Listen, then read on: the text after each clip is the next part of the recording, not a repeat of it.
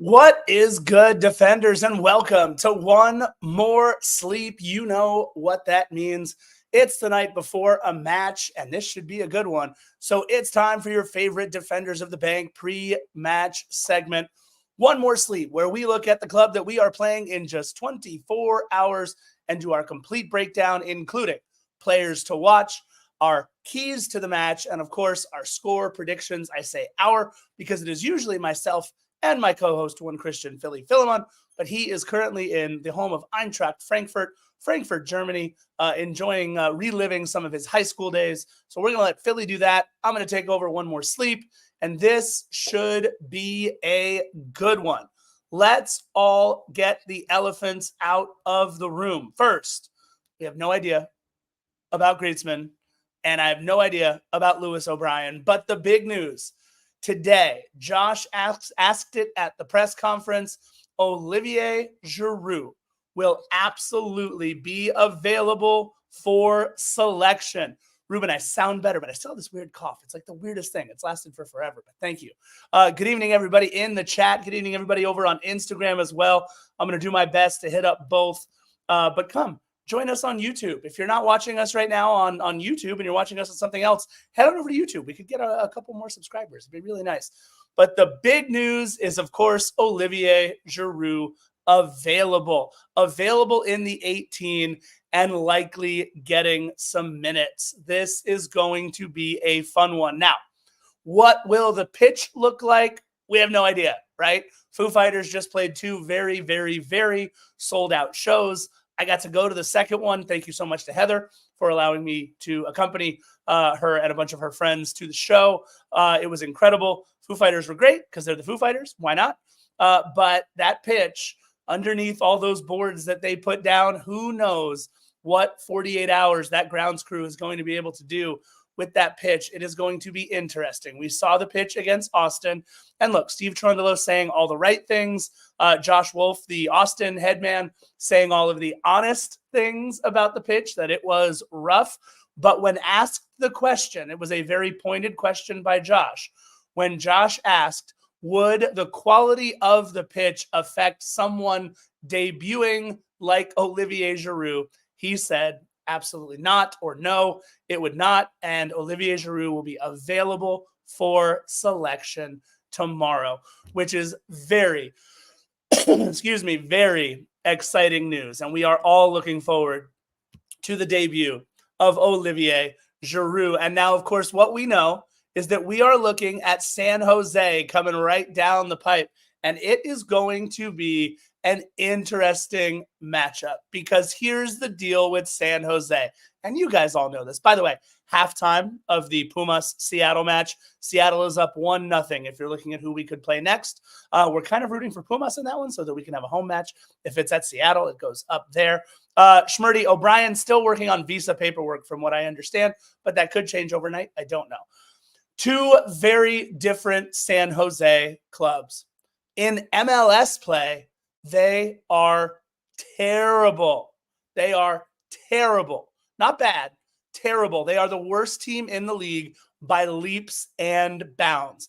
Their 14 points in 25 matches is 9 points worse than the next worst team. That's right. They are the firm wooden spoon holders as of right now. They are the only club with 9 losses at home. They are the only club with 10 losses on the road. Their 61 goals allowed is the worst in the league by 9, and their minus 30 goal differential is the worst in the league by 6. 2 days after they lost to us 6-2 at BMO, and we all remember that game could have been even a lot worse. 2 days after that, Luchi Gonzalez was fired, just 11 points and 51 goals allowed in 19 matches. So you think, okay, the Ian Russell era beginning, good things for them. Well, in MLS, they were still bad. They went 1-5 in the 6 matches in MLS in the start of the Ian Russell era. They were shut out in 4 of the 6. They were outscored 10-2. So you're looking at a club that in MLS has been awful. But I said this after the match against Austin. I said it on One More Sleep last time when we talked about things, and I'm saying it again. a tournament like the Leagues Cup, you can rally around the possibility of, look, if we can just string together, and it doesn't even have to be 7 wins, right? You play the 3 or the 2 group stage games, then there's just 5 matches after that. If you can get out of your group, you start to build momentum. And what we have seen is San Jose building momentum. Now, not so fast, because I still don't think they're very good. And I think Necaxa was very, very bad. I'll get into their momentum, though, in just a second. But this is the beauty of the Leagues Cup, is that even terrible teams can use it as a rallying point. And that's what we have seen so far with San Jose. They've played 3 matches so far in the Leagues Cup. They're 2 group stage matches. They beat, quote-unquote, Chivas 4-3 on PKs after 1-1 in regulation. So they got the 2 points there. They lost to Carson 2-1. But again, it was a good match. Here's the common denominator between those 2 matches. They were up on Chivas for the entire match, and they let in a late goal. 98th minute. Now, to their credit, they didn't fold. It was a hard-fought match, but honestly, nothing special offensively. Just 7 shots in the entire match, 2 shots on target the entire match. Now, 1 went in the back of the net, and only 36% possession. So a team that did not look good, just like they didn't look good under the first 6 games under Ian Russell, but they started to build that momentum with the 4-3 win on PKs. So there's a little bit of momentum. Then they go up against a very good Carson team. And yes, I will say it, they are still a very good Carson team. And they played them evenly the entire match. Jeremy Ebobisse with the lone goal again. Jeremy Ebobisse is a name you're going to hear a few times in this breakdown. But that goal in the 89th minute, oh my goodness. That goal in the 89th minute, again, another backbreaker for San Jose. They were 1-1 up until the death. And then Carson got them in the 89th minute. But again, if you look below their numbers, a little bit better. 14 shots, 4 on target, but only 38% possession. But they're doing a little bit more on the counter. They're doing much better with less. If you look at those 2 matches, even though they quote unquote beat Chivas on PKs, they did much better against Carson, even though they got the loss. And that, even though they only had 2 points, allowed them to move on, because Necaxa was terrible. Got 0 points, I believe, moved on with their 2 points. So they, not Necaxa, whoever the third team was in the group. I'm totally blanking on their third team right now. But they went and played Necaxa, and Necaxa was bad. They were just bad. San Jose went up 4-0 in the first 35 minutes of that match. 2 more goals for Jeremy Ebobisse. He now has 4 in Leagues Cup, which, oh, by the way, gives him the lead in Leagues Cup. Yes, Chivas. That's right. Carson beat Chivas that late goal. So that meant Chivas only had 1 point. Thank you, Schmurdy. I appreciate you. Carson beat Chivas. That allowed San Jose with their 2 points to move on. So then they go and put a beat down on Necaxa. I don't know what we can take away from the Necaxa game. 1, Necaxa was bad. 2, San Jose was good. They put away their chances, but also Necaxa goes down a man basically going into halftime. So what you have is a San Jose club that is playing up a man and still relatively keeping possession over the next 45 minutes. So, good things to take away if you're San Jose. I don't know how much you can extrapolate from that match if you're looking at it from an LAFC perspective. They go on a late Paul Marie goal. I think it was the 88th minute. They make them the margin 5-0. Obviously, that looks very good on paper. Soccer USA said it twice, so I'm going to put it up in the chat. There you go. Love you. Either way, what do we draw from this San Jose club? Well, they're a club that is not afraid of us. We know that. No Luchi Gonzalez, now Ian Russell. We know they're not afraid of us. They like to come down and play against LAFC. They like to beat us up in PayPal Park. We have not played well up there as of late. They beat us at Levi's Stadium. They're a team that is comfortable playing against LAFC, no matter the talent that they have. And Hernan Lopez is very, very very good. They have a couple of players who are very, very, very good. That being said, I still look at the amalgamation of talent on that roster, and I don't see it. I don't see San Jose coming into BMO Stadium and being able to beat an LAFC side that has been as hot as any club in the league this season. We're good right now. It's okay to say that we are just pretty good right now. There are a couple of clubs that are starting to separate themselves in Major League Soccer, and we are one of them. And oh, by the way, Olivier Giroud is walking through that door tomorrow. So that is going to be a huge lift for us. But that being said, I think this San Jose club reverts back, or at least Steve Cherundolo is able to come up with a game plan that will cause this San Jose club to revert back to the club that we have seen in Major League Soccer all season. Gerardo, I think you're going to like my keys to the match. So stick around, you guys. And we're about to do our players to watch and keys to the match. And then after that, of course, we give you the score prediction.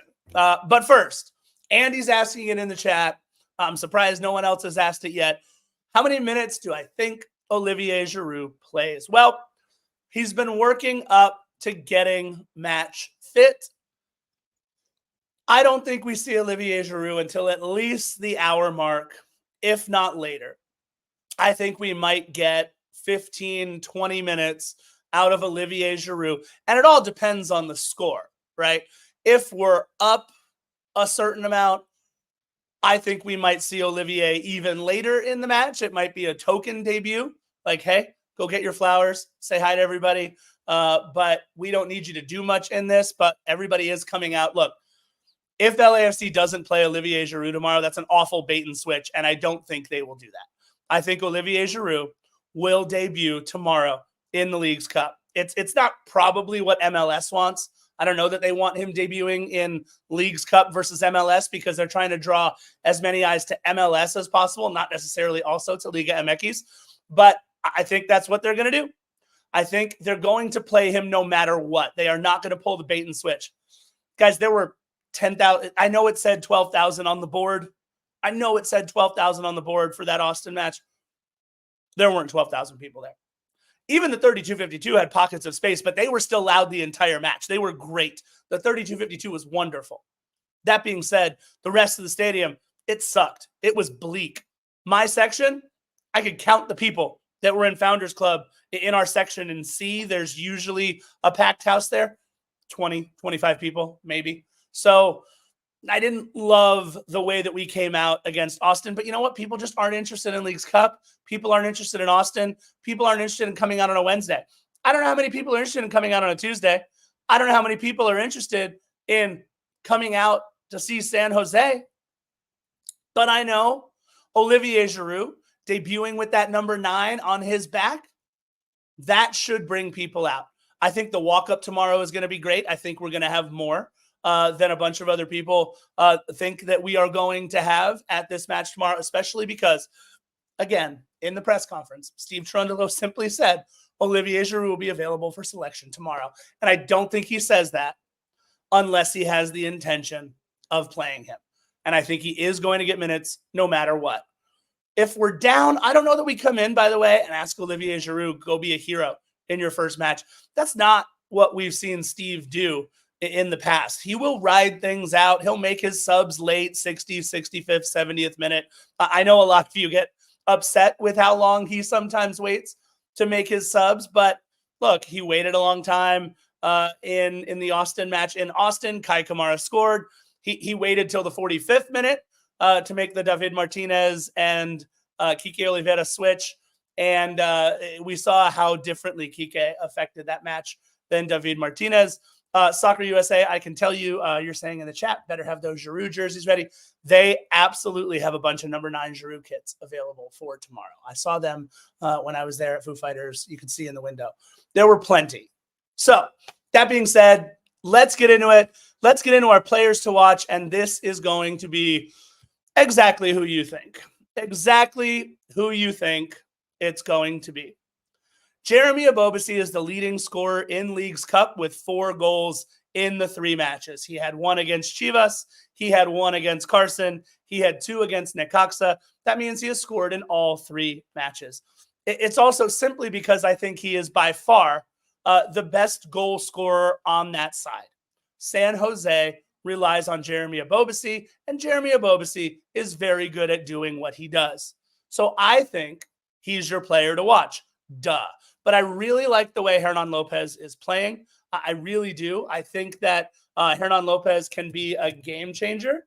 But that being said, don't sleep on the likes of Jeremy Ebobisse ever. I know that's a no duh, but we always need to account for where he is at all times. By the way, I'm going to throw out one other name for you, and that's Amal Pellegrino. Amal Pellegrino. No. Smirty, Ebobisse is the leading scorer for all of the tournament with his 4 goals. Kiki Oliveira only has 3. And Arena Bola, welcome. Support from Malaysia. I got to put this up there. I love that. Look at that. We're big in Malaysia. Woo. Either way, no. Jeremy Ebobisse, Hernan Lopez, Amal Pellegrino. Amal Pellegrino, tall dude, really seems to be able to get out and run with the ball at his feet, makes good runs off the ball to free up space. Just another player to watch out there. Hernan Lopez, that little back heel pass that he made for Ebobisse's 2nd goal, I think it was. Hernan Lopez, they spent a ton of money to get Hernan Lopez in San Jose, which they don't normally do. And he has gotten acclimated to this club, and I think he's very, very good. But it's got to be Jeremy Ebobisse. And come on, people. The only reason many people are buying a ticket tomorrow, the only reason that many people are buying a ticket tomorrow, I know a lot of us opted in, sure. But look, if we look at that number, it's what, 10,000?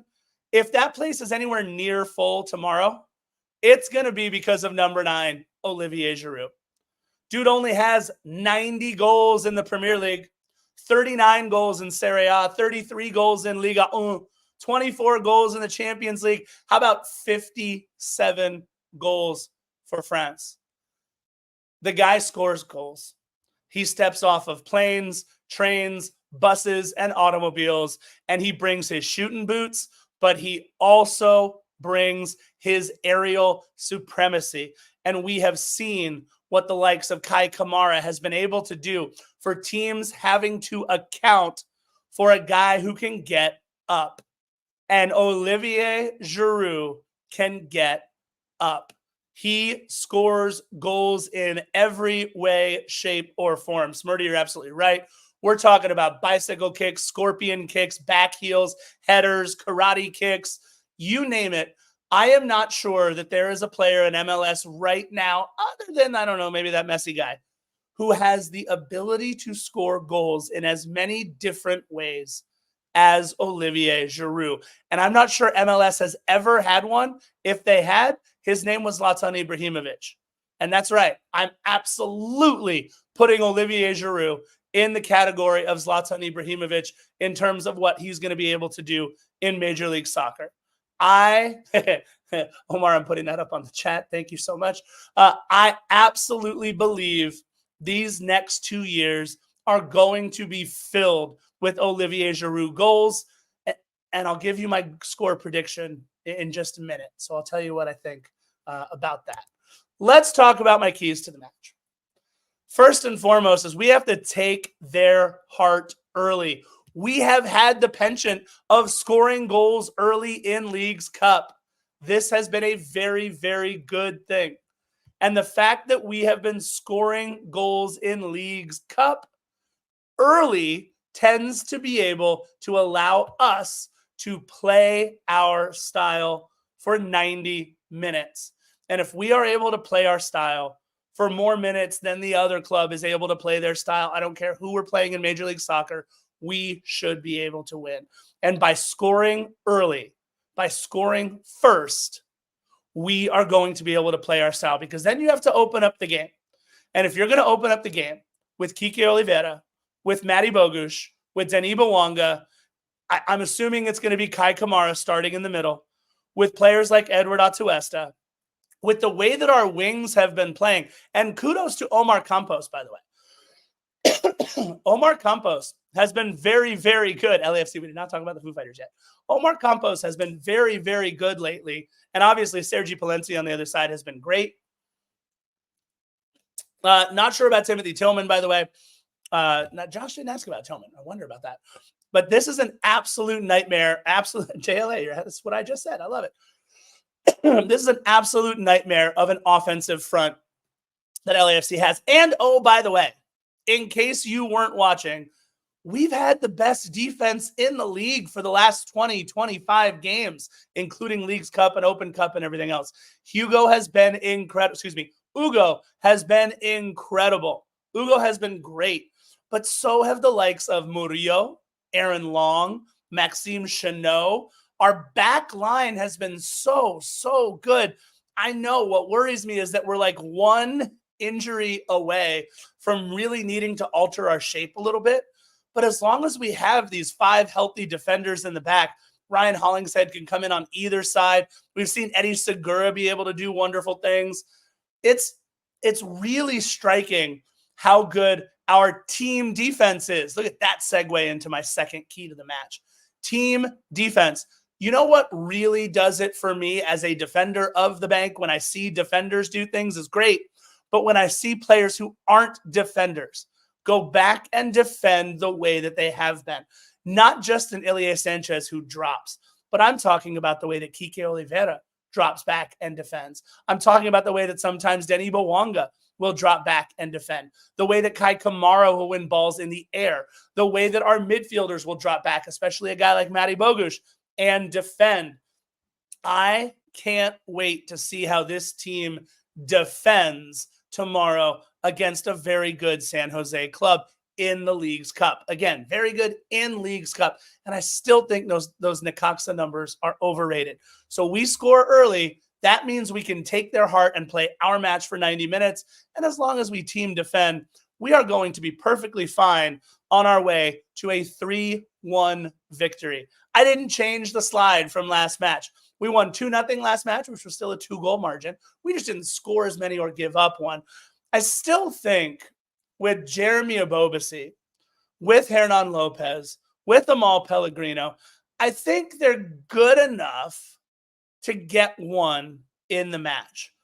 But I don't think it's going to come until LAFC has already put away our 3. Maybe we take our foot off the gas a little bit. Maybe we sub in the likes of an Eric Duenas or a Nathan Ordaz. But I'm telling you, I'm calling it because I want it to happen. Olivier Giroud subs in somewhere between the 75th minute, and not long after, we get a set piece off the foot of maybe Matty Bogusz, if he's still in the match. If he's not, maybe it's Edward Atuesta, whoever it might be. We get a set piece, whether it's a corner or a free kick, I don't care.